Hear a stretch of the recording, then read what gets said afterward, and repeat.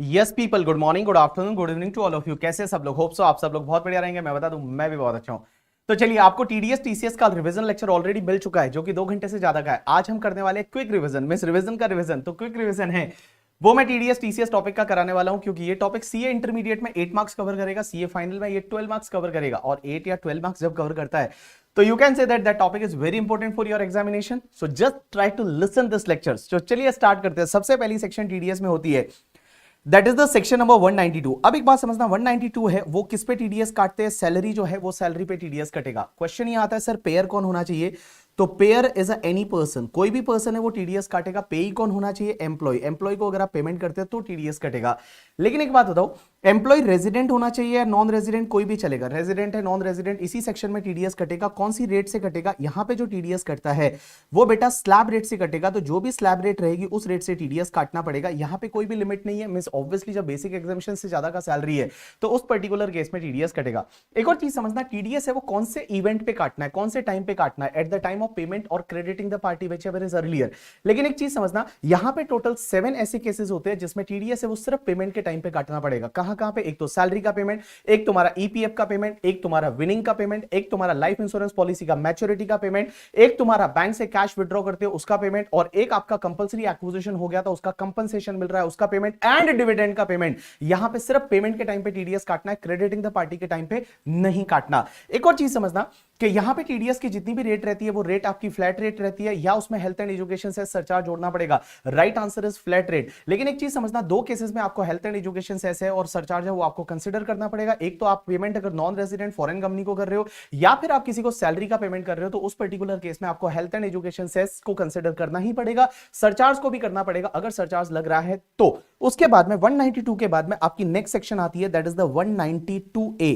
और 192 है वो बात करती है ईपीएफ की, एम्प्लॉय प्रोविडेंट फंड से आपको कुछ पैसा मिलता है और अगर वो पैसा टैक्सेबल है तो इस पर्टिकुलर सेक्शन में टीडीएस कटेगा। लेकिन सर एक बात बताइए, यहां पे पेयर कौन होगा? तो यहां पे भी आपका जो पेयर है वो एनी पर्सन। सर एक बात बताइए, यहां पे पेई कौन होगा? तो पेई आपका एम्प्लॉय ही होगा। मींस यहां पे जो एम्प्लॉय को पेमेंट कर रहे हैं तो उस पर्टिकुलर केस में टीडीएस कटेगा। लेकिन एक बात बताइए, यहां पे सर रेट क्या होगा? तो यहां पे रेट है वो आपका 10% है। लेकिन इसमें एक चीज समझना, नॉर्मली क्या होता है, अगर आप किसी भी पेई को पेमेंट करते हो और पेई अपना पैन नंबर आधार नंबर नहीं देता तो टीडीएस से वो कौन सी रेट से काटा जाता है? जो भी रेट है and 20% whichever is higher. Rate है and 20% whichever is higher. And 194O में एंड 194Q में वो 20% की जगह 5% हो जाता है। लेकिन ये सेक्शन क्या बोलती है कि अगर पेई ने अपना पैन नंबर नहीं दिया, पेई जो है उसने अपना पैन नंबर नहीं दिया, तो उस पर्टिकुलर केस में जो टीडीएस काटा जाएगा ना वो एमएमआर की रेट से काटा जाएगा, मैक्सिमम मार्जिनल रेट की रेट से काटा जाएगा। एक और चीज समझना, यहां पे टीडीएस तभी काटना है जब मैच्योरिटी अमाउंट है वो 50,000 रुपीज और मोर है। मींस जो पैसा मिल रहा है वो टैक्सेबल है एंड वो 50,000 एंड उससे ज्यादा है तो टीडीएस काटना है। नाउ क्वेश्चन इज दैट अगर एग्जैक्टली 50,000 है टीडीएस कटेगा? आंसर इज यस, इस सेक्शन में कटेगा। लेस देन 50,000 है तो नहीं कटेगा, एग्जैक्टली 50,000 है या उससे ज्यादा है तो यहां पे टीडीएस कटेगा। अब उसके बाद में सेक्शन आती है 193 करके, और 193 बात करती है इंटरेस्ट ऑन सिक्योरिटी, कि अगर आपको सिक्योरिटी पे कोई इंटरेस्ट मिलता है डिबेंचर बॉन्ड्स पे वगैरह, दैट इज कॉल्ड सिक्योरिटी, तो इसमें टीडीएस कटेगा। सर एक बात बताइए, यहां पे पेयर कौन होगा? तो यहां पे पेयर है that is the any person, कोई भी पर्सन हो सकता है। लेकिन सर एक बात बताइए, यहां पे पेई कौन होगा? कोई भी रेजिडेंट पर्सन है, वो रेजिडेंट पर्सन को पेमेंट किया तो टीडीएस काटना रहेगा। यहां पे टीडीएस का रेट क्या है? 10% की रेट से टीडीएस कटेगा। लेकिन इसमें एक चीज समझना, कुछ एक्सेप्शनल केसेस होते हैं जहां पे टीडीएस नहीं कटता। एक तो अगर कोई भी तुम्हारा जो सिक्योरिटी है वो गवर्नमेंट सिक्योरिटी है तो टीडीएस नहीं कटेगा। लेकिन उसके दो एक्सेप्शनल है, एक तो तुम्हारा 8% सेविंग टैक्सेबल बॉन्ड्स 2003 वाला, एंड दूसरा तुम्हारा 7.75% सेविंग टैक्सेबल बॉन्ड्स 2018 है और उस पर इंटरेस्ट जो मिल रहा है वो 10,000 से ज्यादा है तो इस सेक्शन में टीडीएस काटना पड़ेगा। एक और चीज समझना, अगर कोई भी पब्लिक कंपनी है जिसने डिबेंचर इशू किया था, डिबेंचर का इंटरेस्ट इंडिविजुअल एचयूएफ को दे रहे हैं और वो अप टू 5,000 अकाउंट पे ही चेक से दे रहे हैं तो उसमें टीडीएस नहीं काटना। उसके बाद में अगर मान लो आप जीआईसी को इंटरेस्ट पे कर रहे हो, एलआईसी को इंटरेस्ट पे कर रहे हो, तो उस पर्टिकुलर केस में यहां पे टीडीएस है वो नहीं कटेगा। एंड डीमेट सिक्योरिटीज जो रहेगी, डीमेट सिक्योरिटीज के केस में यहां टीडीएस नहीं कटेगा। ये तुम्हारी 193 हो जाती है। उसके बाद में नेक्स्ट सेक्शन पे चलते हैं, दैट इज द 194। अब एक बात समझना, 194 है वो बात करती है डिविडेंड की, कि अगर डिविडेंड जो दे रहे हैं डिविडेंड पे टीडीएस कटेगा, लेकिन पेयर कौन होना चाहिए, तो पेयर यहां पे होना चाहिए डोमेस्टिक कंपनी है। पेई कौन होना चाहिए, तो पेई आपका रेजिडेंट पर्सन है। और एक बात समझना, टीडीएस की रेट रहेगी 10%, यहां पे 10% की रेट से टीडीएस काटना है। एक और चीज समझना, यहां पे एक एक्सेप्शनल केस है कि अगर इंडिविजुअल को डिविडेंड दिया जा रहा है, और इंडिविजुअल को जो डिविडेंड दिया जा रहा है ना वो अप टू 5,000 रुपीज है, और any mode other than cash में दिया जा रहा है, तो इंडिविजुअल का टीडीएस है वो इस सेक्शन में काटने की जरूरत नहीं। तो इंडिविजुअल को डिविडेंड दिया जा रहा है और वो अप टू 5,000 है, और वो any mode other than cash में दिया जा रहा है, तो उस पर्टिकुलर केस में टीडीएस नहीं कटेगा। उसके बाद में एक सेक्शन आती है that is the 194A। 194A जो बात करती है वो इंटरेस्ट की बात करती है, लेकिन इंटरेस्ट कौन सा, सिक्योरिटी को छोड़ के, बिकॉज सिक्योरिटी का इंटरेस्ट है वो ऑलरेडी यहां पे कवर हो चुका है, तो इसको छोड़ के कोई भी इंटरेस्ट रहेगा उसका टीडीएस आपका यहां पे कटेगा। लेकिन एक बात बताइए, यहां पे पेयर कौन होगा, तो मैं बोलूंगा यहां पे पेयर है वो एनी पर्सन, मींस कोई भी पर्सन किसी को इंटरेस्ट पे करेगा तो टीडीएस काटना पड़ेगा। लेकिन बेटा ये सेक्शन क्या बोलती है कि अगर कोई भी इंडिविजुअल और एचयूएफ पेयर है तो उनको टीडीएस काटने की जरूरत नहीं है। इंडिविजुअल और एचयूएफ है तो they are not required to deduct the TDS. लेकिन एक चीज समझना, इंडिविजुअल एचयूएफ है, इनका लास्ट ईयर जो था वो लास्ट ईयर का टर्नओवर है that is more than 1 crore, या फिर ग्रॉस रिसीट है प्रोफेशन के केस में मोर देन 50 लाख है, तो इनको टीडीएस है वो काटना पड़ेगा। तो देखिए नॉर्मली इस सेक्शन में इंडिविजुअल एचयूएफ को टीडीएस नहीं काटना, लेकिन अगर इंडिविजुअल एचयूएफ का लास्ट ईयर का टर्नओवर मोर देन 1 करोड़ है, gross receipt more than 50 lakh है, तो उस केस में इंडिविजुअल एचयूएफ को भी इसमें टीडीएस काटना पड़ेगा। एक और चीज समझना बेटा, आप इसको ऐसे याद रख सकते हैं कि ये वाला जो कॉन्सेप्ट है ना ये आपकी 6 सेक्शन में कवर होगा, दैट इज द रिया हाईजैक करके आप याद रख लीजिए। रिया हाईजैक का मतलब यहां पे आर का मतलब 194 आर, एच का मतलब 194 एच, आई का मतलब 194 आई, जे का मतलब 194 जे, ए का मतलब 194 ए एंड सी का मतलब 194 सी। मींस यहां पे टोटल ये 6 सेक्शन ऐसी है जिसमें पेयर जो है वो इंडिविजुअल एचयूएफ है तो टीडीएस नहीं काटना, लेकिन इंडिविजुअल एचयूएफ का लास्ट ईयर का टर्नओवर 1 करोड़ से ज्यादा था, ग्रॉस रिसीट 50 लाख से ज्यादा था, तो इंडिविजुअल एचयूएफ को टीडीएस काटना रहेगा। सर एक बात बताइए, यहां पे पेई कौन होना चाहिए, तो यहां पे पेई जो है वो आपका रेजिडेंट पर्सन रहेगा। मींस रेजिडेंट पर्सन को अगर आप इंटरेस्ट पे कर रहे हो तो टीडीएस कटेगा। यहां पे टीडीएस का रेट क्या रहेगा, 10% रहेगा। लेकिन एक बात समझना, यहां पे कुछ लिमिट्स है, और लिमिट्स ये है कि अप टू 5,000 तक आप किसी को भी इंटरेस्ट पे कर रहे पर एनम तो टीडीएस काटने की जरूरत नहीं है। लेकिन एक चीज समझना, कोई भी बैंक है या फिर कोऑपरेटिव बैंक है या पोस्ट ऑफिस है वो इंटरेस्ट पे कर रहे हैं तो उसमें लिमिट 40,000 का हो जाएगा। 40,000 से ज्यादा इंटरेस्ट है तो ही टीडीएस काटना है। लेकिन अगर कोई सीनियर सिटीजन है तो उस पर्टिकुलर केस में ये लिमिट है वो आपका 50,000 हो जाएगा। 50,000 से ज्यादा है तो ही टीडीएस काटना है। लेकिन कुछ केसेस ऐसे हैं जहां पे टीडीएस नहीं कटेगा। एक तो आपका सेविंग बैंक इंटरेस्ट का अगर कोई भी इंटरेस्ट मिलेगा तो उस पे टीडीएस नहीं कटेगा। दूसरा इनकम टैक्स रिफंड जो मिलता है उस पे जो इंटरेस्ट मिलेगा उस पे टीडीएस नहीं कटेगा। पार्टनर ने पार्टनरशिप फर्म से पार्टनर को अगर कोई भी इंटरेस्ट मिला उस पे टीडीएस नहीं कटेगा। एंड उसके साथ साथ में जीरो कूपन बॉन्ड्स पे अगर आपको कोई इंटरेस्ट मिलता है तो उस पे कोई भी टीडीएस है वो नहीं कटेगा। उसके बाद 194A के बाद में अपन चलते हैं नेक्स्ट सेक्शन पे, दैट इज 194B, और 194BB को साथ में पढ़ेंगे। 194B ये बोलता है कि अगर आपको कोई भी विनिंग्स होता है, विनिंग्स किससे होता है, या तो लॉटरी से होता है, पजल से होता है, गेम शो से होता है, कार्ड गेम से होता है, that is call your winning, तो उस पे टीडीएस 194B में कटेगा बड़े लोग। और 194BB क्या होता है, बहुत बड़े लोग पैसा किस पे लगाते हैं, जो भी हॉर्स रेसेस होती है वो हॉर्स रेसेस पे पैसा लगाते हैं। अब एक बात समझना, यहां पे पेयर कौन होना चाहिए, any person. Means any person means कोई भी पर्सन है, इसमें टीडीएस काटना पड़ेगा। पेयर है वो एनी पर्सन। अब यहां पे पेई कौन है सर, पेई है वो भी एनी पर्सन। यहां पे रेट क्या रहेगा, 30% रहेगा, और टीडीएस तभी काटना है जो विनिंग का अमाउंट आपका 10,000 से ज्यादा है तो ही टीडीएस काटना है। If winning amount is more than 10,000 तो टीडीएस काटना है, अदरवाइज इस सेक्शन में टीडीएस काटने की जरूरत नहीं है। पेयर एनी पर्सन, पेई एनी पर्सन, रेट 30%, और अगर मान लो विनिंग है वो 10,000 से ज्यादा है तो टीडीएस काटना है। अब एक बात समझना, विनिंग अगर मान लो इन काइंड है या पार्टली इन कैश है, पार्टली इन काइंड है, और कैश जो है वो सफिशिएंट नहीं है उस अमाउंट को रिकवर करने के लिए, तो यहां पे जो पेयर रहेगा उसको एंश्योर करना पड़ेगा, उस पर टैक्स ऑलरेडी गवर्नमेंट को जा चुका है, उसके बाद ही वो विनिंग को रिलीज करेगा, उससे पहले वो विनिंग को रिलीज नहीं करेगा। उसके बाद में नेक्स्ट सेक्शन पे चलते हैं 194C, और 194C बात करता है कॉन्ट्रैक्ट की, कि कॉन्ट्रैक्ट के केस में टीडीएस है वो 194C में काटना पड़ेगा। अब एक बात समझना, यहां पे पेयर कौन होगा, तो यहां पे पेयर है वो एनी पर्सन, कोई भी पर्सन हो जाएगा। लेकिन एक चीज समझना, यहां पे इंडिविजुअल एचयूएफ को टीडीएस नहीं काटना। यहां पे इंडिविजुअल एचयूएफ के साथ में एओपी बीवाई और कवर किया गया है। इंडिविजुअल एचयूएफ एओपी बीवाई इनको टीडीएस नहीं काटना, लेकिन इंडिविजुअल एचयूएफ एओपी बीवाई का लास्ट ईयर का टर्नओवर 1 करोड़ से ज्यादा है, ग्रॉस रिसीट 50 लाख से ज्यादा है, तो उनको टीडीएस काटना पड़ेगा। ये रिया हाईजैक में आता है। देखिए 194C है, ये तुम्हारा रिया हाईजैक में आता है। तो 194C रिया हाईजेक में आता है, तो इंडिविजुअल एचयूएफ को टीडीएस नहीं काटना, बट इंडिविजुअल एचयूएफ को टीडीएस काटना पड़ेगा अगर लास्ट ईयर का टर्नओवर बिजनेस का 1 करोड़ से ज्यादा है या ग्रॉस एसेट 50 लाख से ज्यादा है। सर यहां पे पेई कौन होना चाहिए? किसी भी रेजिडेंट पर्सन को अगर आप कॉन्ट्रैक्ट का पेमेंट करते हो कॉन्ट्रैक्टर को, तो कॉन्ट्रैक्टर यहां रेजिडेंट पर्सन होना चाहिए, टीडीएस कटेगा। लेकिन सर एक बात बताइए, यहां पे टीडीएस की रेट क्या रहेगी? टीडीएस की रेट डिपेंड करेगी पेई पे, कि पेई कौन है। अगर पेई है वो इंडिविजुअल एचयूएफ है तो टीडीएस की रेट 1% रहेगी, और अगर मान लो वो इंडिविजुअल एचयूएफ नहीं है, कोई भी अदर पर्सन है, तो टीडीएस की रेट है वो 2% रहेगी। एक और चीज समझना, इस सेक्शन में टीडीएस तभी काटना है जब आपका जो सिंगल कॉन्ट्रैक्ट है वो सिंगल कॉन्ट्रैक्ट 30,000 से ज्यादा हो जाता है, या फिर पूरे साल का मिला के जो एग्रीगेट कॉन्ट्रैक्ट है वो आपका 1 लाख से ज्यादा हो जाता है, तो ही टीडीएस काटना है, अदरवाइज टीडीएस नहीं काटना। सिंगल कॉन्ट्रैक्ट मोर देन 30,000 या एग्रीगेट पूरे साल का मिला के 1 लाख से ज्यादा हो जाता है तो टीडीएस काटना है। अब एक और चीज समझना, यहां पे एडवर्टाइजमेंट है वो आपके कॉन्ट्रैक्ट में आएगा, उसके बाद केटरिंग कॉन्ट्रैक्ट में आएगा, ट्रांसपोर्टेशन ऑफ गुड्स और passenger by any mode other than railway है वो आपके कॉन्ट्रैक्ट में आएगा। एंड उसके साथ में अगर मान लो कोई भी पर्सन है वो कुछ गुड्स का प्रोडक्शन करता है, मैन्युफैक्चरिंग करता है as per the specification given by the client out of the material supplied by that client और any associate person of that client, तो उस केस में वो तुम्हारे वर्क कॉन्ट्रैक्ट में आ जाएगा। लेकिन यहां पे एक चीज समझना, अगर कोई भी ट्रांसपोर्टर का सर्विस आप लेते हो और वो ट्रांसपोर्टर एक डिक्लेरेशन दे देता है कि उसके पास में पूरे साल में किसी भी दिन 10 से ज्यादा व्हीकल नहीं है और वो अपना पेन नंबर दे देता है, तो उसका टीडीएस काटने की जरूरत नहीं है। उसके बाद में यहां पे क्वेश्चन ये आता है कि सर कोल्ड स्टोरेज चार्जेस क्या टीडीएस इसी सेक्शन में आएगा? Answer is yes, cold storage का चार्जेस है उसका टीडीएस इसी सेक्शन में आएगा, लेकिन वेयरहाउसिंग चार्जेस है या फिर आपका गोडाउन का भाड़ा है तो उस पे टीडीएस 194 में आएगा। अब यहां पे एक और चीज समझना, अगर मान लो कोई भी प्रोडक्शन हाउस से आप कोई भी प्रोग्राम बनाते हो, स्पेसिफिकेशन आपने दिया है और उसके अकॉर्डिंगली कोई भी प्रोग्राम बना के दिया जाता है आपकी स्पेसिफिकेशन के हिसाब से, और आपके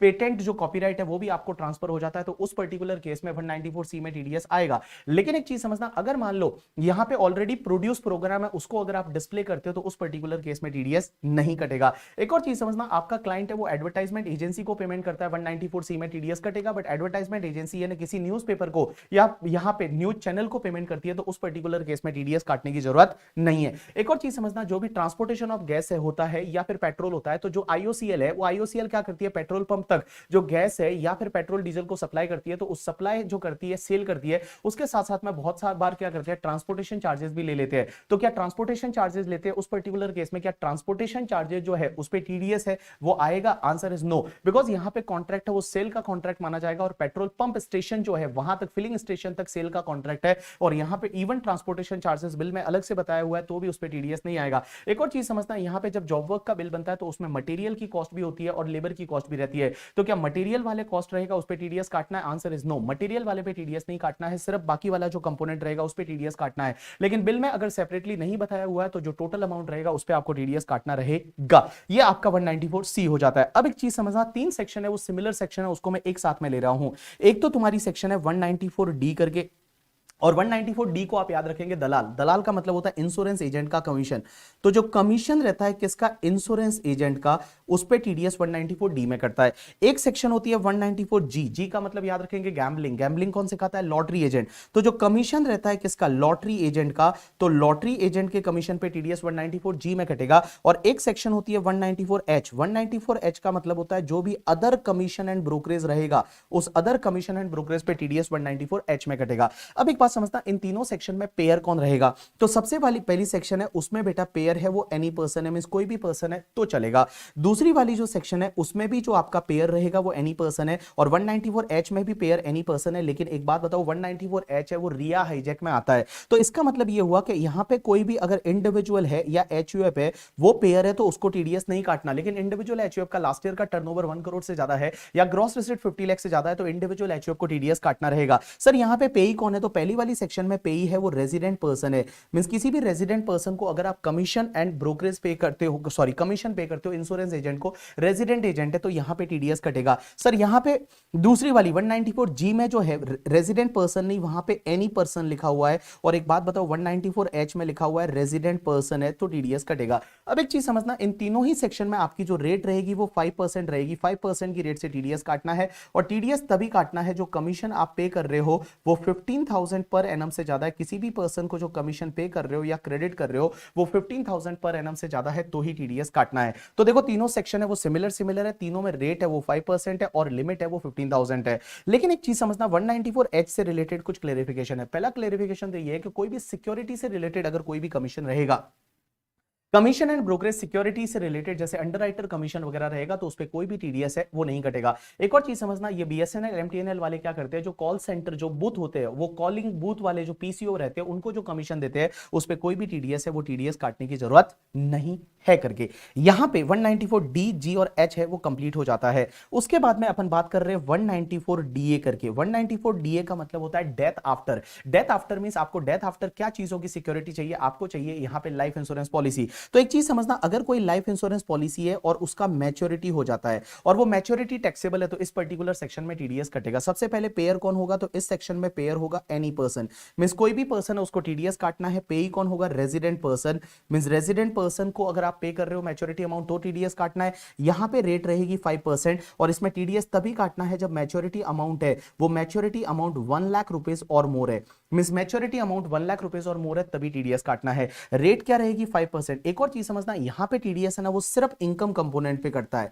यहां पे टीडीएस इनकम कंपोनेंट पे करता है। इनकम कंपोनेंट का मतलब जो मैच्योरिटी अमाउंट माइनस जितना आपने प्रीमियम पे किया तो उसको लेस कर दीजिए, तो जो भी इनकम कंपोनेंट है उस पे 5% की रेट से टीडीएस कटेगा। एक और चीज समझना, यहां टीडीएस तभी करता है, एक तो कीमैन इंश्योरेंस पॉलिसी है तो टीडीएस करता है, दूसरा अगर आपने प्रीमियम पे करते टाइम जो डिडक्शन में एटीसी में लिमिट दे रखी है 10% of policy value, 15% of policy value, 20% of policy value, उससे ज्यादा प्रीमियम पे किया तो मैच्योरिटी टैक्सेबल होगी और मैच्योरिटी का अमाउंट अगर 1 लाख और मोर है तो इस पर्टिकुलर सेक्शन में टीडीएस कट जाएगा। उसके बाद में सेक्शन 194D हो गया, जी हो गया, उसके बाद में आपका एच हो गया। अब अपन चलते हैं 194I पे, और 194I का मतलब होता है आपका रेंट, और रेंट पे टीडीएस इस पर्टिकुलर सेक्शन में काटना है। रेंट को कैसे याद रखा था कि आप अपनी मम्मी को रेंट दोगे क्योंकि आप उनके घर पे रह रहे हो तो आपको मम्मी को रेंट देना चाहिए। अब एक चीज समझना, रेंट के केस में पेयर कौन होगा, तो रेंट के केस में पेयर है वो एनी पर्सन, कोई भी पर्सन है, इसमें टीडीएस काटना पड़ेगा।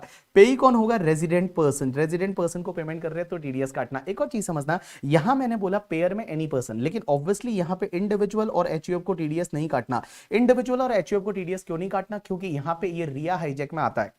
194 है वो रिया हाईजैक में आता है, तो इंडिविजुअल एचयूएफ को टीडीएस नहीं काटना, बट इंडिविजुअल एचयूएफ का लास्ट ईयर का टर्नओवर मोर देन 1 करोड़ है, gross receipt more than 50 lakh है, तो इंडिविजुअल एचयूएफ को टीडीएस काटना रहेगा। इसमें रेट क्या रहेगा, तो अगर आपका रेंट है वो प्लांटेड मशीनरी या फिर इक्विपमेंट का है तो 2% की रेट से टीडीएस काटना है। एंड बेटा अगर मान लो आपका फर्नीचर है या फिर आपका लैंड है या बिल्डिंग है तो उसमें आपको 10% की रेट से टीडीएस है वो काटना है। एक और चीज समझना, इसमें टीडीएस तभी काटना है जब आप किसी को रेंट दे रहे हैं, वो रेंट पूरे साल का मिला के 2,40,000 से ज्यादा है, मींस मोर देन 2,40,000 है तो ही टीडीएस काटना है, अदरवाइज टीडीएस नहीं काटना। अगर कोई भी रिफंडेबल डिपॉजिट है उस पर टीडीएस नहीं आएगा, नॉन रिफंडेबल डिपॉजिट है, नॉन रिफंडेबल डिपॉजिट पे टीडीएस है वो आपका आ जाएगा। अब एक और चीज समझना, अगर आप लॉन्ग टर्म लीज लेते हैं और उसके लिए कोई अपफ्रंट लीज चार्जेस पे करते हैं तो उस पर्टिकुलर केस में जो अपफ्रंट लीज चार्जेस आपने पे की लीज लेने के लिए वो उसको रेंट नहीं माना जाएगा और उस पे आपको टीडीएस है वो टीडीएस काटने की जरूरत नहीं। जो आप एयरपोर्ट अथॉरिटी जो होती है उस एयरपोर्ट अथॉरिटी को ये एयरलाइंस कंपनीज क्या करती है, पैसेंजर से पैसेंजर सर्विस फीस कलेक्ट करके देती है, तो पैसेंजर सर्विस फीस पे कोई भी टीडीएस है वो टीडीएस काटने की जरूरत नहीं है। उसके बाद में नेक्स्ट सेक्शन पे चलते हैं, दैट इज द 194IA। अब एक बात समझना, 194IA को आप ऐसे याद रखोगे कि अगर आपने कोई भी इमूवेबल प्रॉपर्टी है वो इमूवेबल प्रॉपर्टी एक्वायर करते हो, इमूवेबल प्रॉपर्टी एक्वायर करते हो लेकिन rural agriculture land in India को छोड़ के, अगर rural agriculture land in India है उसको छोड़ के कोई भी इमूवेबल प्रॉपर्टी है वो आप एक्वायर करते हो। सर पेयर कौन होना चाहिए, तो यहां पे पेयर है वो एनी पर्सन है, कोई भी पर्सन हो सकता है।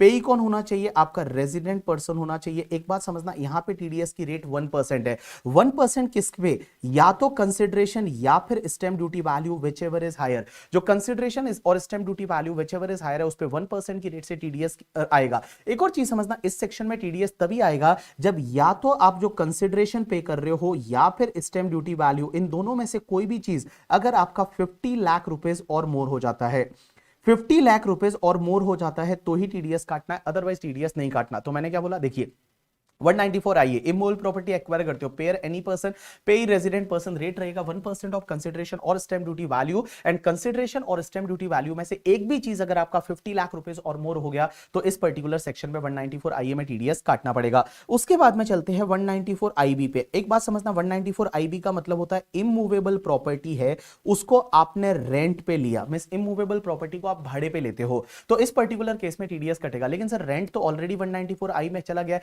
लेकिन आपको पता है 194I में इंडिविजुअल एचयूएफ अगर पेयर था तो टीडीएस नहीं कटता था। ये सेक्शन स्पेसिफिकली इंडिविजुअल एचयूएफ के लिए बनाई है और यहां पे ये सेक्शन ये बोलती है कि ऐसा कोई भी इंडिविजुअल और एचयूएफ है जो 194I में कवर नहीं होता है, वो अगर रेंट पे कर रहा है किसी भी रेजिडेंट पर्सन को तो टीडीएस आएगा। टीडीएस की रेट है वो 5% होगी, बट टीडीएस तभी आएगा जब आप रेंट पे कर रहे हो वो मोर देन 50,000 है पर मंथ और part of the month. Means per month और part of the month more than 50,000 है तो ही टीडीएस आएगा। एक और चीज समझना, इस सेक्शन में एक एंटिक चीज ये आती है कि आपको टीडीएस कब काटना है, लास्ट मंथ के रेंट से। Last month of the year और last month of the tenancy का जो रेंट रहेगा उस रेंट से आपको टीडीएस काटना है। एक और चीज समझना, यहां पे आपको जो टीडीएस है वो लास्ट मंथ के रेंट से काटना है और अगर मान लो पेई ने अपना पेन नंबर नहीं दिया तो 20% से टीडीएस काटोगे। लेकिन एक चीज समझना, जो 20% का टीडीएस अमाउंट रहेगा वो कभी भी लास्ट मंथ के रेंट से ज्यादा नहीं हो सकता। तो जो लास्ट मंथ का जितना रेंट होगा ना उससे वो रेस्ट्रिक्ट करेगा, उससे ज्यादा नहीं हो सकता। उसके बाद में नेक्स्ट सेक्शन आती है 194IC करके। और एक बात समझना, 194IC को आप ऐसे याद रखोगे कि जॉइंट डेवलपमेंट अग्रीमेंट, जो कि सेक्शन 45(5)A में हमने पढ़ा हुआ है कैपिटल गेन में। और जॉइंट डेवलपमेंट अग्रीमेंट में जो बिल्डर होता है वो बिल्डर अगर कोई भी पैसा देता है, जो बिल्डर है वो बिल्डर कोई भी पैसा देता है तो यहां पे पेयर होगा एनी पर्सन और यहां पे पेई होगा रेजिडेंट पर्सन। मींस बिल्डर है वो किसी रेजिडेंट पर्सन को कोई भी मनी देता है तो उस मनी वाले कंपोनेंट पे टीडीएस काटा जाएगा एट द रेट 10% की रेट से यहां पे टीडीएस कटेगा मनी वाले कंपोनेंट पे। उसके बाद में 194IC के बाद में आपका आ जाता है 194J। जे का मतलब याद रखोगे जानी दुश्मन। ये सेक्शन ये बोलती है कि अगर मान लो आप किसी को फीस फॉर प्रोफेशनल सर्विस पे करते हो या फिर fees for like technical service पे करते हो या किसी को रॉयल्टी पे करते हो या किसी को नॉन कंप्लीट फीस पे करते हो या किसी को डायरेक्टर फीस पे करते हो तो इस पर्टिकुलर सेक्शन में टीडीएस कटेगा। तो देखिए, fees for professional service, fees for technical service, royalty, non complete fees, director fees है तो इस पर्टिकुलर सेक्शन में टीडीएस कटेगा। सर यहां पे पेयर कौन होना चाहिए, तो पेयर है वो एनी पर्सन। मींस कोई भी पर्सन है उसको टीडीएस काटना पड़ेगा। लेकिन ऑब्वियसली इंडिविजुअल एचयूएफ को यहां पे टीडीएस नहीं काटना, बट इंडिविजुअल एचयूएफ का लास्ट ईयर का टर्नओवर मोर देन 1 करोड़ है या gross receipt more than 50 lakh है तो इस सेक्शन में टीडीएस कटेगा क्योंकि ये रिया हाईजैक में आता है। अब एक बात समझना, यहां पे पेई कौन होना चाहिए, किसी भी रेजिडेंट पर्सन को आप पेमेंट करते हो तो टीडीएस कटेगा। एक और चीज समझना, यहां पे टीडीएस की रेट है वो 10% रहेगी। 10% की रेट से टीडीएस काटना है। लेकिन एक चीज समझना, यहां पे कुछ एक्सेप्शनल केसेस है। पहला तो अगर आप किसी भी कॉल सेंटर को पेमेंट करते हो तो टीडीएस का रेट 2% हो जाएगा। दूसरी चीज, अगर आप पेमेंट कर रहे हो वो पेमेंट अगर आप फीस फॉर टेक्निकल सर्विस का पेमेंट कर रहे हो तो 2% हो जाएगा। या फिर आप रॉयल्टी जो दे रहे हो वो रॉयल्टी किस पे दे रहे हो, किसी भी मूवी के सेल पे, एग्जीबिशन पे, डिस्ट्रीब्यूशन पे रॉयल्टी है मूवी के, तो मूवी से रिलेटेड अगर कोई रॉयल्टी है तो उस पे 2% की रेट से टीडीएस आएगा। तो टीडीएस का रेट 10% है। लेकिन एक तो कॉल सेंटर को पेमेंट करते हो तो 2%, अगर टेक्निकल सर्विस का पेमेंट करते हो तो 2% और रॉयल्टी है वो रॉयल्टी मूवी के सेल, डिस्ट्रीब्यूशन, एग्जीबिशन से रिलेटेड है तो उसमें 2% की रेट से टीडीएस आएगा। एक और चीज समझना, यहां पे टीडीएस तभी काटना है जब आप किसी को फीस फॉर प्रोफेशनल सर्विस जो दे रहे हो वो मोर देन 30,000 पर एनम है, या फिर किसी को अगर टेक्निकल सर्विस का पेमेंट करते हो वो 30,000 से ज्यादा है, या फिर आप अगर रॉयल्टी का पेमेंट करते हो वो 30,000 से ज्यादा है, या आप नॉन कंप्लीट फीस का पेमेंट करते हो वो 30,000 से ज्यादा है तो ही टीडीएस कटना। एक चीज समझना, डायरेक्टर फीस के केस में कोई भी लिमिट नहीं है, नो लिमिट। इसका मतलब अगर डायरेक्टर को आपने 10 रुपया दिया तो भी आपको 1 रुपीज है वो उसका टीडीएस काटना पड़ेगा।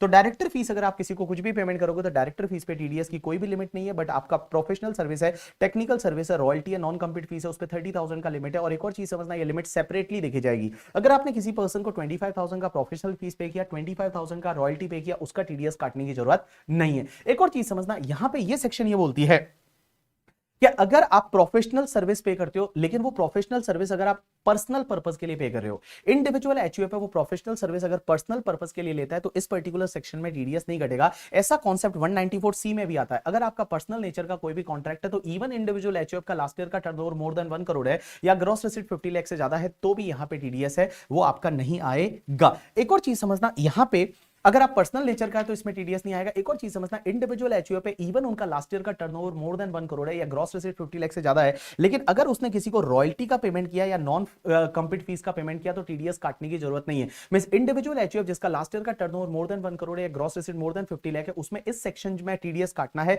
सिर्फ प्रोफेशनल सर्विस के लिए या टेक्निकल सर्विस के लिए रॉयल्टी, नॉन कंप्लीट फीस के लिए टीडीएस काटने की जरूरत नहीं है। अब एक और चीज समझना, यहां पे क्या होता है कि अगर मान लो हॉस्पिटल जो है वो ट्रीटमेंट करती है और हॉस्पिटल ने ट्रीटमेंट किया और यहां पे आपने हेल्थ इंश्योरेंस ले रखा है और हेल्थ इंश्योरेंस कंपनी ये काम जो है डिसबर्समेंट क्लेम का काम देती है टीपीए को, थर्ड पार्टी एडमिनिस्ट्रेटर को, और थर्ड पार्टी एडमिनिस्ट्रेटर ने अगर हॉस्पिटल को पेमेंट किया तो उस पर टीडीएस 194 जे में काटना पड़ेगा। ये प्रोफेशनल सर्विस माना जाएगा और 194 जे में टीडीएस काटना पड़ेगा। एक और नेक्स्ट सेक्शन आती है दैट इज द 194 के। अब एक बात समझना, 194 के को आप ऐसे याद रख सकते हो कि कमाई कर रहे हो। 194 जे को कैसे याद रखना है, जानी दुश्मन, जो प्रोफेसर वगैरह होते हैं वो सब जानी दुश्मन होते हैं। 194 के मतलब कमाई कर रहे हो। तो अगर मान लो म्यूचुअल फंड या फिर यूटीआई, म्यूचुअल फंड या यूटीआई का आपको इनकम मिलता है तो इस पर्टिकुलर सेक्शन में टीडीएस कटेगा। सबसे पहली चीज सर पेयर कौन होगा, तो पेयर यहां पे लिखा हुआ है एनी पर्सन।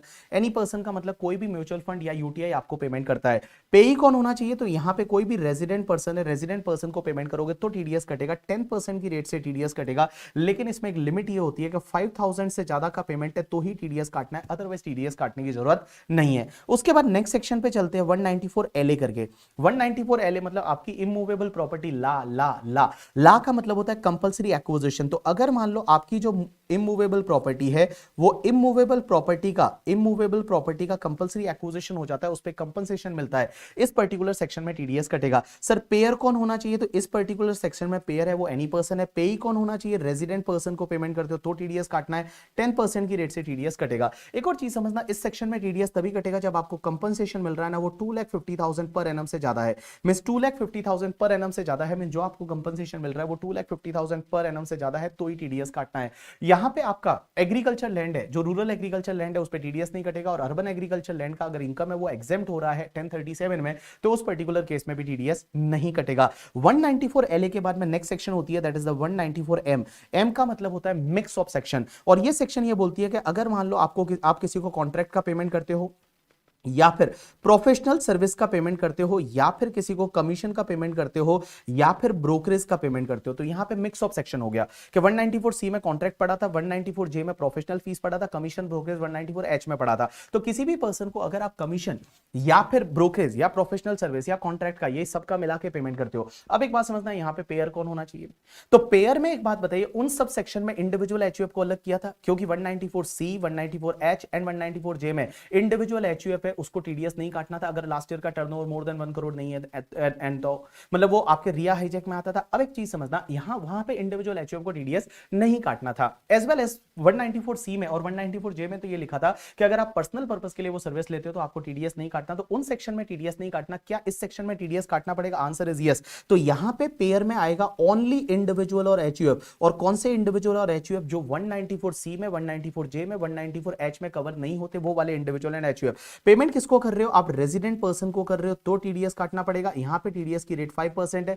और किसी को जो पेमेंट कर रहे हो वो 50 लाख रुपए से ज्यादा है तो टीडीएस काटना है, अदरवाइज टीडीएस नहीं काटना। तो अगर आप पेमेंट कर रहे हो या जो क्रेडिट कर रहे हो वो 50 लाख रुपए से ज्यादा है तो टीडीएस काटना है, अदरवाइज टीडीएस यहां पे नहीं काटना। एक और चीज यहां पे इंटरेस्टिंग आती है कि नॉर्मली क्या होता है, जो भी आप टीडीएस काटते हो अगले महीने की 7 तारीख तक आपको जमा कराना रहता है, लेकिन जो भी मार्च मंथ का टीडीएस है वो 30 अप्रैल तक जमा करा सकते हो। लेकिन एक चीज समझना, यहां पे अगर आपने टीडीएस है वो 194 आईए में काटा है, 194 आईए में काटा है या फिर 194 आईबी में काटा है या फिर 194 एम में काटा है, तो वहां पे एक तो आपको 10 नंबर की जरूरत नहीं है, और दूसरी चीज ये टीडीएस आपको जमा कराना पड़ेगा अगले महीने के 30 डेज के अंदर अंदर।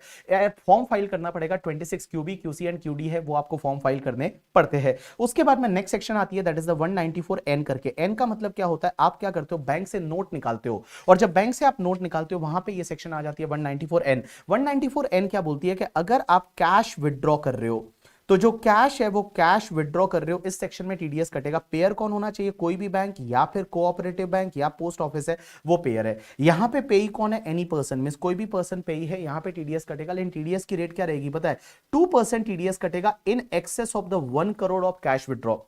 जो कैश विड्रॉ कर रहे हो वो 1 करोड़ से ज्यादा है तो उस पर्टिकुलर केस में आपका 2% की रेट से टीडीएस कट जाएगा। एक और चीज समझना, 2% की रेट से टीडीएस करेगा 1 करोड़ से ज्यादा का कैश विड्रॉ। लेकिन एक चीज समझना, अगर कोई अकाउंट होल्डर ऐसा है जिसने लास्ट के 3 प्रीवियस ईयर्स के रिटर्न फाइल नहीं किए और वो तीनों प्रीवियस ईयर की ड्यू डेट जा चुकी है, लास्ट के 3 प्रीवियस ईयर के लिए रिटर्न फाइल नहीं किए और लास्ट के तीनों प्रीवियस ईयर की ड्यू डेट जा चुकी है, तो उस पर्टिकुलर केस में उसको मैं बोलूंगा नॉन फाइलर। तो अगर कोई नॉन फाइलर है तो उस पर्टिकुलर केस में क्या होगा पता है, अप टू 20 लाख है वहां पे टीडीएस नहीं कटेगा।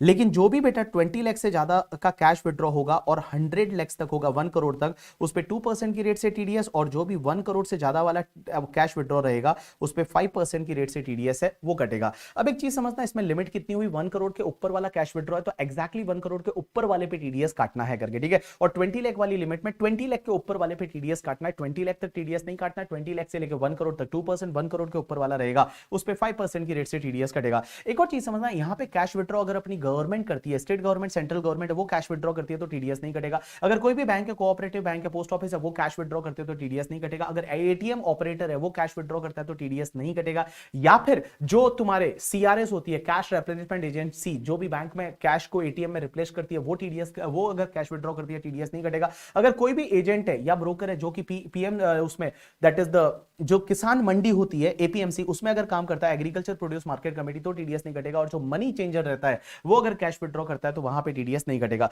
194N के बाद में आपका आ जाता है 194O करके, और 194O को आप याद रखोगे ऑनलाइन से। और ये सेक्शन ये बोलती है कि अगर मान लो कोई भी आपका ई कॉमर्स वाला जो ट्रांजैक्शन है, ई कॉमर्स मतलब ऑनलाइन सेल करते हो, उस पर्टिकुलर केस में टीडीएस कटेगा। पेयर कौन होगा, जो भी ई कॉमर्स ऑपरेटर रहेगा। ई कॉमर्स ऑपरेटर का मतलब होता है यहां पे जैसे फ्लिपकार्ट है, अमेजॉन है, वो तुम्हारे ई कॉमर्स ऑपरेटर हो जाएंगे। पेई कौन होना चाहिए, तो कोई भी रेजिडेंट पर्सन जो ई कॉमर्स पार्टिसिपेंट होता है। ई कॉमर्स पार्टिसिपेंट का मतलब वो वाला पर्सन जो ई कॉमर्स ऑपरेटर के थ्रू अपना गुड्स या सर्विसेज बेचता है, तो वो तुम्हारा ई कॉमर्स पार्टिसिपेंट हो जाएगा। तो ई कॉमर्स ऑपरेटर है वो ई कॉमर्स पार्टिसिपेंट का टीडीएस काटेगा। यहां पे टीडीएस की रेट 1% रहेगी on the gross amount of the sale, मतलब जो भी सेल किया। जैसे for an example BB virtual है, अमेजॉन पे बुक सेल करती है, अमेजॉन ने 1 करोड़ का बुक सेल किया, अमेजॉन ने अपना मार्केट प्लेस फीस उन्होंने काट के और 80 लाख का पेमेंट किया, तो भी टीडीएस 1 करोड़ पे कटेगा। 1 करोड़ पे अमेजॉन बीबी वर्चुअल का टीडीएस है वो काटेगी 1 करोड़ पे 1% की रेट से। यहां पे एक और चीज समझना, बहुत बार क्या होता है, कस्टमर से सीधा पैसा अगर ई कॉमर्स पार्टिसिपेंट को मिल जाता है, लेकिन सेल जो ई कॉमर्स ऑपरेटर ने कराई थी,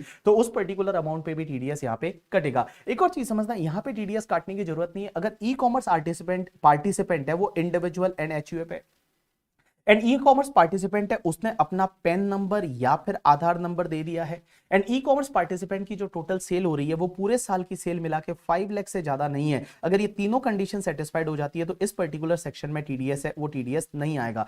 ई कॉमर्स पार्टिसिपेंट इंडिविजुअल एचयूएफ है, वो पैन नंबर आधार नंबर देता है और पूरे साल की उसकी जो सेल है वो 5 लाख तक की है, तो उस पर्टिकुलर केस में टीडीएस काटने की जरूरत नहीं है। उसके बाद में 194O के बाद में अपन चलते हैं 194Q पे, और 194Q क्या बोलता है कि अगर आप परचेज ऑफ गुड्स करते हो, और परचेज ऑफ गुड्स है मींस आप कोई भी गुड्स है वो परचेज करते हो, तो इस पर्टिकुलर केस में टीडीएस कटेगा। अब परचेज ऑफ गुड्स का मतलब क्या, तो यहां पे सबसे पहली चीज पेयर कौन होना चाहिए, तो पेयर होना चाहिए एनी पर्सन, कोई भी पर्सन है लेकिन उसका लास्ट ईयर का टर्नओवर है, वो लास्ट ईयर का turnover is more than 10 crore.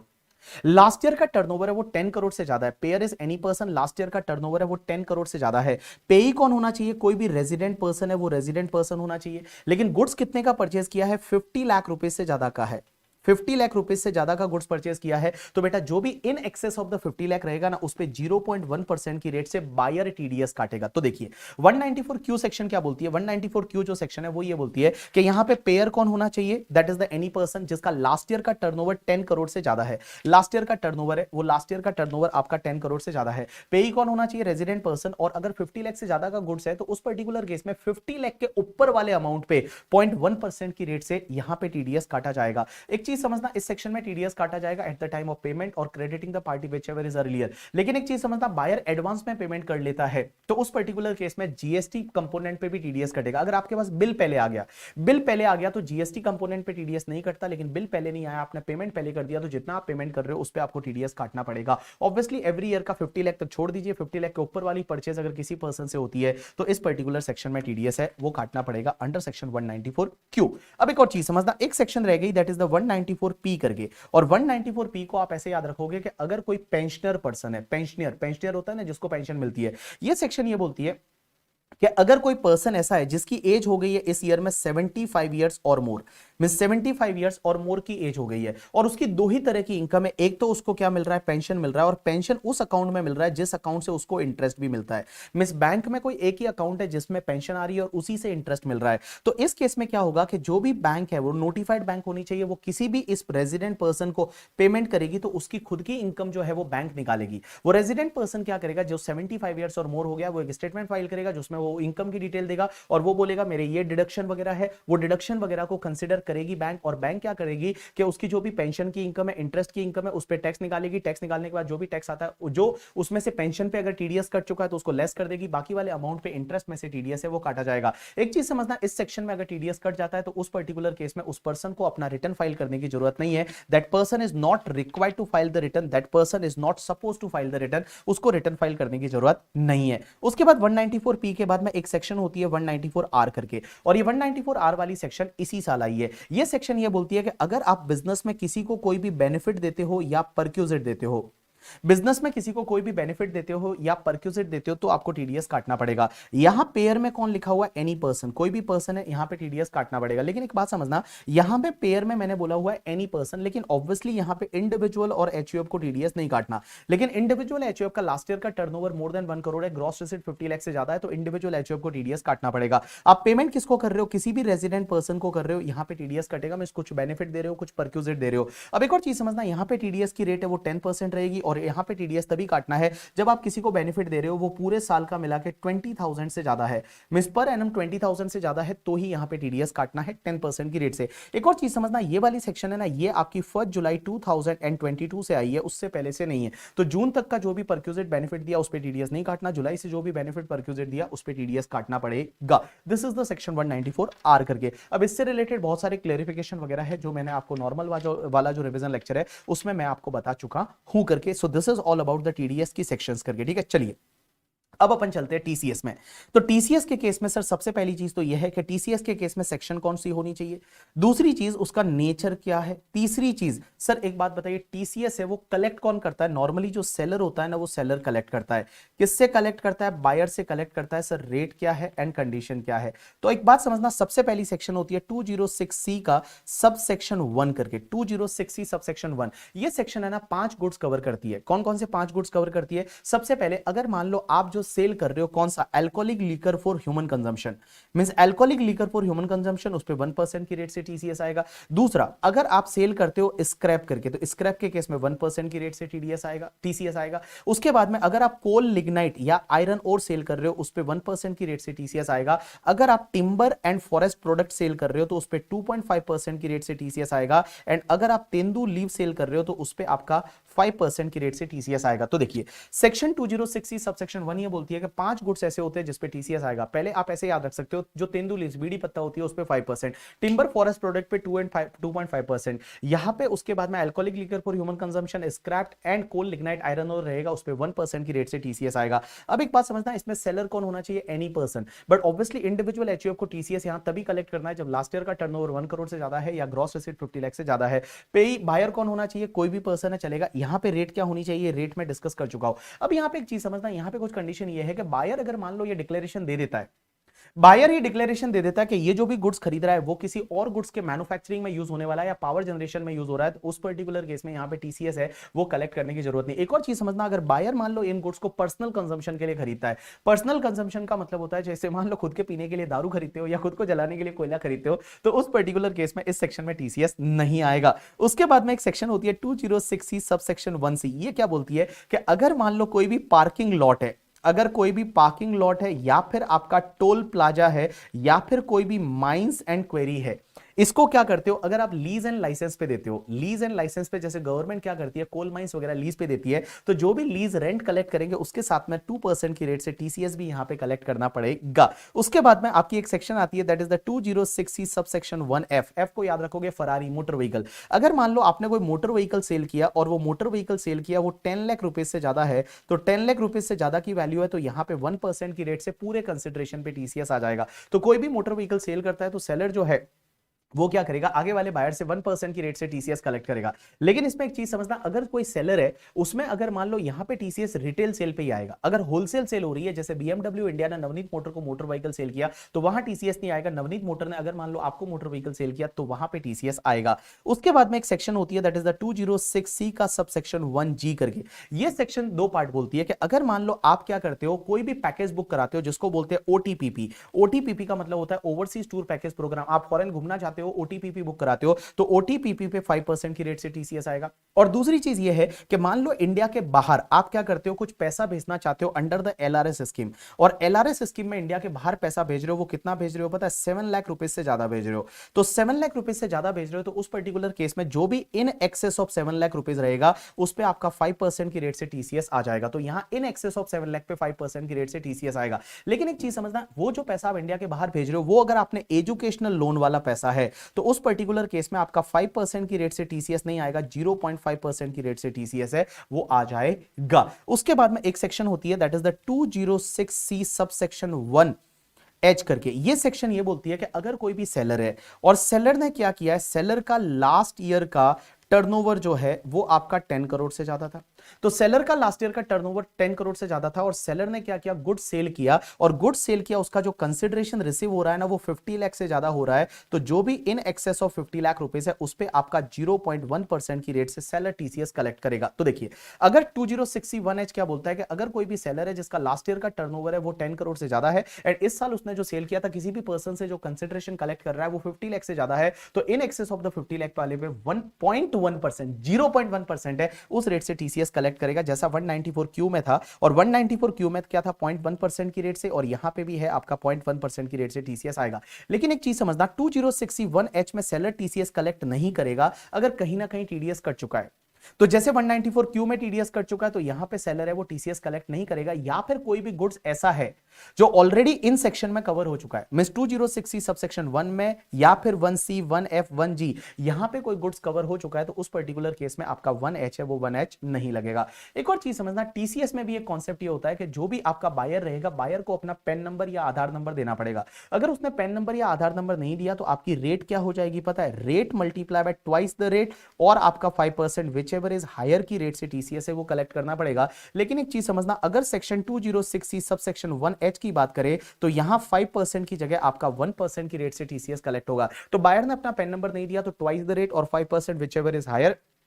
And guys 206C1H में आपका क्या होगा, 5% की जगह आपका 1% है उस रेट से टीसीएस है वो कलेक्ट होगा। अब एक और चीज समझना, यहां पे सर एक सेक्शन आती है टीडीएस और टीसीएस में। अगर मान लो कोई भी पर्सन ऐसा है जो पेई है, जिसको आप टीडीएस काटना है तो पेई है, या फिर मान लो कोई भी ऐसा बायर है उसने अगर लास्ट ईयर का रिटर्न फाइल नहीं किया और लास्ट ईयर का रिटर्न फाइलिंग का ड्यू डेट ऑलरेडी जा चुका है करके, ठीक है, इस प्रीवियस ईयर से पहले ड्यू डेट जा चुका है और उसने लास्ट ईयर का रिटर्न फाइल नहीं किया और लास्ट ईयर में उसका जो टीडीएस टीसीएस डिडक्ट हुआ था, कलेक्ट हुआ था वो 25,000 रुपीज और मोर है करके, ठीक है, उसका जो टीडीएस टीसीएस कलेक्ट हुआ था या डिडक्ट हुआ था वो अमाउंट आपका नॉट 25,000 50,000 रुपीज और मोर है। मैंने यहां 25,000 गलत बोला है। अगर लास्ट ईयर का उसने रिटर्न फाइल नहीं किया और लास्ट ईयर में जो टीडीएस टीसीएस डिडक्ट कलेक्ट हुआ है वो 50,000 रुपीज और मोर है, और उसने अगर मान लो रिटर्न फाइल नहीं किया तो इस साल में उसका जो टीडीएस काटना पड़ेगा वो कौन सी रेट से काटोगे, ट्वाइस द रेट और 5% विच एवर इज हायर है उस रेट से टीडीएस काटोगे। अब एक और चीज समझना, इस टीडीएस टॉपिक में और टीसीएस टॉपिक में आपको जो मैंने यहां पे पढ़ाया वो तो आपको ध्यान देना ही है, उसके साथ साथ में कुछ और चीजें हैं जो मैं आपको नोटिस करवाना चाहूंगा जो आप ध्यान देंगे करके, ठीक है।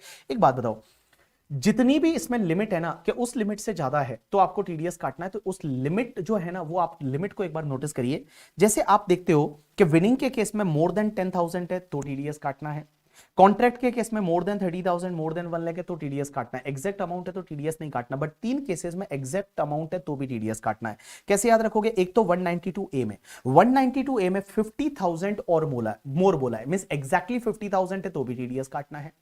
एक और चीज ध्यान रखना, 194DA में 194DA में देखिए जो लाइफ इंश्योरेंस पॉलिसी का मैच्योरिटी है 1 लाख और मोर है तो भी आपको टीडीएस काटना पड़ेगा, मींस यहां पे एग्जैक्टली 1 लाख है तो भी टीडीएस काटना है। और एक और ध्यान रखना, 194IA में 194IA में आपका एग्जैक्टली 50 लाख रुपीस और मोर है, बाकी सब जगह मोर देन लिखा हुआ है। यहां 3 सेक्शन ऐसी है जिसमें वो लिमिट और उससे ज्यादा है तो टीडीएस काटना है, अदर सेक्शन में मोर देन दैट अमाउंट है तो ही टीडीएस काटना है। एक और चीज समझना, जितनी भी टीडीएस की सेक्शन है ना उसमें क्या होता है, अगर वो लिमिट को क्रॉस हुआ तो जैसे ही लिमिट क्रॉस कर जाती है तो पूरे पे टीडीएस कटेगा, लेकिन कुछ चीजों को छोड़ के।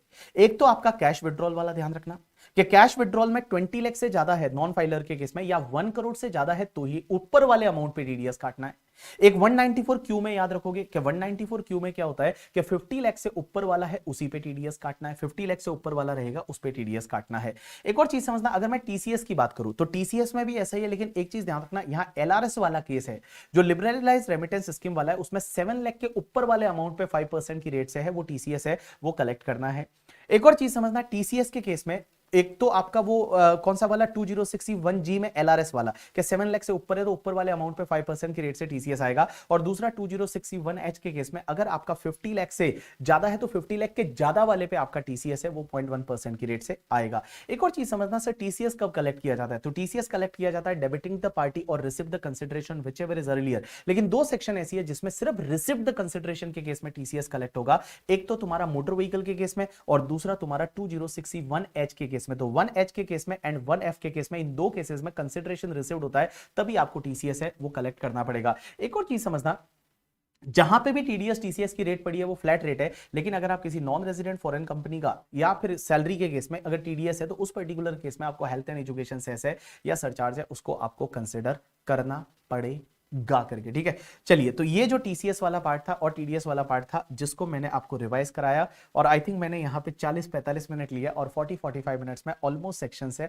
ये इंटरमीडिएट के लिए तो बहुत ज्यादा हेल्पफुल रहने वाला है ये लेक्चर, क्योंकि आप अगर 4-5 बार देखोगे तो आपको ये लेक्चर के बारे में आपको समझ में आ जाएगा और इजीली आप कर पाओगे करके, ठीक है। तो यहाँ पे मैंने आपको टीडीएस रिवाइज कराया एंड साथ साथ में टीसीएस रिवाइज कराया। Obviously exhaustive revision lecture already डाला हुआ है जो 3 घंटे का है करके, ठीक है। तो 3 घंटे का एग्जॉस्टिव रिवीजन लेक्चर ऑलरेडी आपके लिए डाला था। ये क्विक रिवीजन था टीडीएस एंड टीसीएस के बारे में। यू गॉट माय पॉइंट और नॉट? यस। एक और पॉइंट ध्यान रखना, टीडीएस है उस वो जीएसटी पे नहीं आता, बट टीसीएस है वो इंक्लूडिंग जीएसटी आता है। TDS not applicable on GST component, but TCS है वो आपका इंक्लूडिंग जीएसटी आता है करके, ठीक है। So thanks a lot people, that's enough for today from my side. मैं ट्राई करूंगा ऐसे छोटे छोटे रिवीजन लेक्चर है, क्विक रिवीजन लेक्चर जब भी मेरे को टाइम मिलेगा I will put on YouTube. Thank you, bye.